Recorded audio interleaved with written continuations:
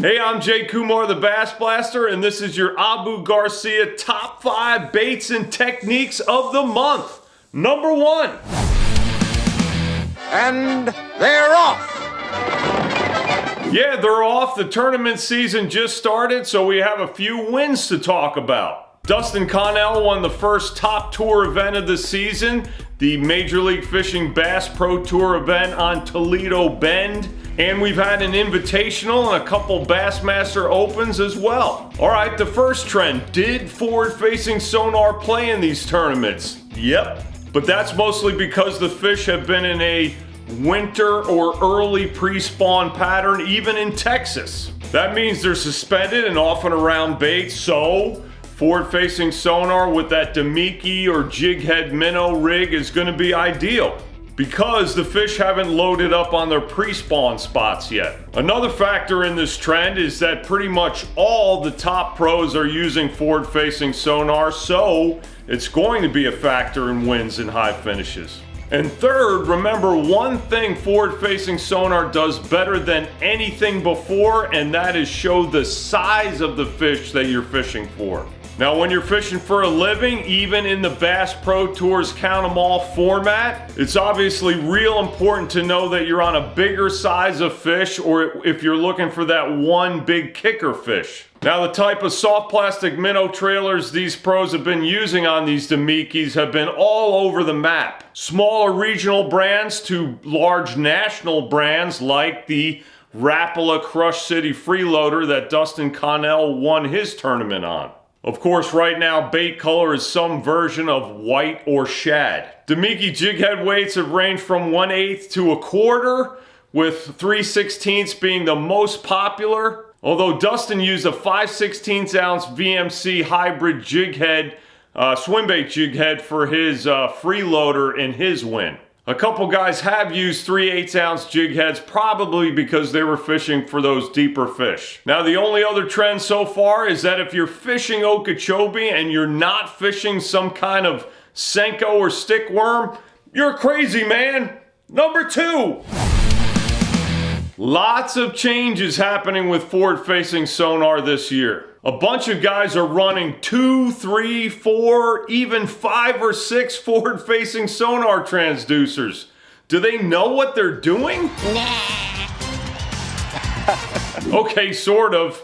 They're experimenting. They're looking for whatever they can do to gain an advantage, just like you'd expect them to do. Will all that pinging help or hurt? One ping only. It's going to be a lot more than one ping there, Admiral. It's going to be interesting to see what happens. Anyhow, even though we've been in the pre-spawn, if you will, one trend that's emerging a little bit that's interesting is that forward-facing sonar is being used shallower. Now, shallow and deep are relative terms depending on the time of year, the kind of lake that's being fished, and what you're used to. But right now, this time of year in these tournaments, it means shallower than 20 feet. That's where Dustin Connell was catching them. And Drew Gill, the Bass Pro Tour rookie who won the Rayburn Invitational after finishing 3rd at Toledo Bend, that was the tournament Dustin won. Drew was fishing with forward-facing sonar on Rayburn in 7 to 14 feet. Now, other guys have been using it shallow not to force feed fish or feed fish, but to find cover. Scott Martin won the Okeechobee Open by using forward-facing sonar to find flooded over cattail clumps. Kentucky's Ramey Colson Jr. finished 10th at that Rayburn Invitational by using forward-facing sonar to find key stretches on grass lines along points in 4 to 8 feet. And Wisconsin's Travis Alcock finished 4th at the Gunnersville MLF Toyota event by using forward-facing sonar to find submerged eelgrass. The point is, as guys get better and better with forward-facing sonar and more experience with it, and the forward-facing sonar gets better, particularly shallower, this trend will continue. Whether it's for finding fish under docks or finding cover or structure you typically couldn't see, either to find single fish or to run a pattern. Now, it's not being used way shallow yet because the fish aren't there yet, but they're coming. Let's see what happens, man. Number 3.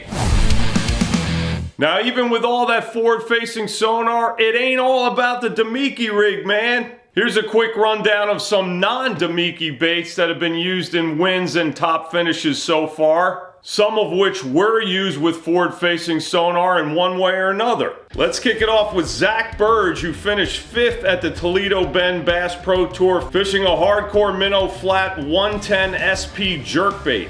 As I said, Drew Gill won the Rayburn Invitational. He won it with a Nico rig. Marshall Hughes finished 3rd at the Rayburn Invitational, fishing a Bill Lewis scope stick jerkbait for fish higher in the water column and a Buckeye mop jig for deeper fish. Chris Lane's son Cal finished 4th in that deal by going full older school. He cranked a giant Strike King 10XD on a hard spot in just 10 feet. Bet he was scraping some junk off that bill, man. And Bass Pro Tour pro Keith Off the Grid Poche pitched a shaky head with a Berkeley Maxcent General on it to finish 5th at Rayburn. As I said, Scott Martin won the Okeechobee Open, pitching a couple soft plastic baits, including a Guggen Baits Lunker Log stickworm. Soft plastics are the deal on Okeechobee, along with bladed jigs. We also saw some jerk baits in the top 10 there, a little unusual, including that Bill Lewis scope stick again.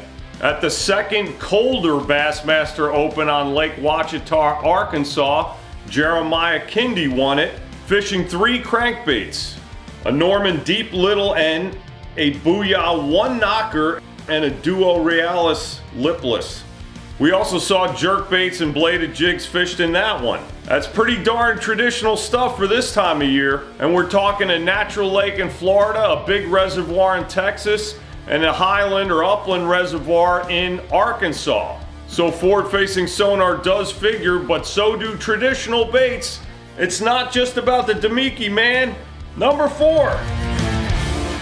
Just in case you think you can't teach an old dog new stuff, or if you didn't grow up video gaming, forward-facing sonar ain't for you. We're not too old for this. Yeah. Hey, we're not too old for this. I'm not gonna buy a hemorrhoid cushion. We're not too old for this.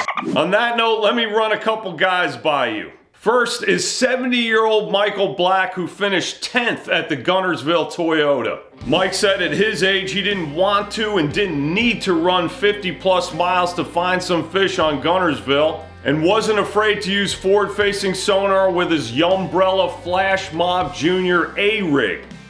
He said, "A lot of it has to do with the depth. Once I got a feel for where the fish were, I would constantly use my depth finder and my live scope to keep myself in that zone." Wow, that's a good message. Heck yeah, Mike, and those red hooks look interesting, man. Next, take a look at this 13.67 pound ditch melon hog bass that Doug Reynolds caught on Toledo Bend using forward-facing sonar. And did I mention that Doug is 75 years old? He also caught it with an A-rig and also using Garmin Live Scope. Doug looks pretty happy, man. Here's what he said about scoping. "I'm from Baton Rouge, and when I moved up here, I didn't even have a depth finder on my boat. Fishing shallow, of course. When I got here, Tater, his grandson, and everybody else told me I had to fish deep. So I started buying electronics for my boat, got better at live scope, and now I couldn't do without it. I've caught a lot of fish I wouldn't have caught without it." There you go, man. You're never too old to learn something that helps you catch fish, and don't be intimidated by it. I will say, Doug learned from Tater, his grandson, who's a really good local stick. And just like with everything in fishing, it's way faster and easier to have someone show you. Here's one more dude in his 70s who likes forward-facing sonar. Rick Clunn! Happy 50 years of pro fishing, man. Amazing. Did you see that screen he had on his bow? Number 5. A word about big screens, which I know is a relative deal. I mean, if you go from a 9 or 10 to a 15 or 16, oh my God, huge. That's a huge difference. But how about 22 inches? Like the NBT Marine 22-inch Battleship. If you're like me, you're thinking a big screen just makes everything bigger, like binoculars or reading glasses or whatever. Of course that's true, but that is not the biggest benefit of these things, apparently.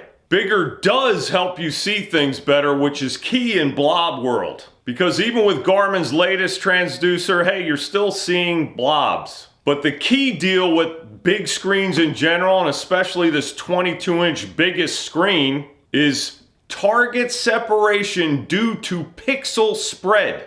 That's what the guy who invented these screens, Mitch Petrick, told me. He said an example of what that means is when you have a fish on a tree or two fish next to each other. The larger spread means more separation between the fish, so you can see where they are and what they're doing easier. You also get more distance or range because of that. So for example, if you had one of those Garmin saltwater transducers that can look like 1,000 feet down, you'd be able to see everything well versus it fuzzing out or fizzing out or whatever on a smaller screen. Mitch is onto something, man. More and more top pros are running his big screens and he's shipping them out all over the world. And it's not just for forward-facing sonar.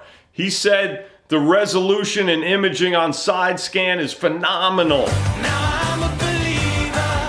I'm getting there too, donkey. That's all I got for you this month. Thank you for watching. Thank you, Abu Garcia and REVO. See you next month. God bless you.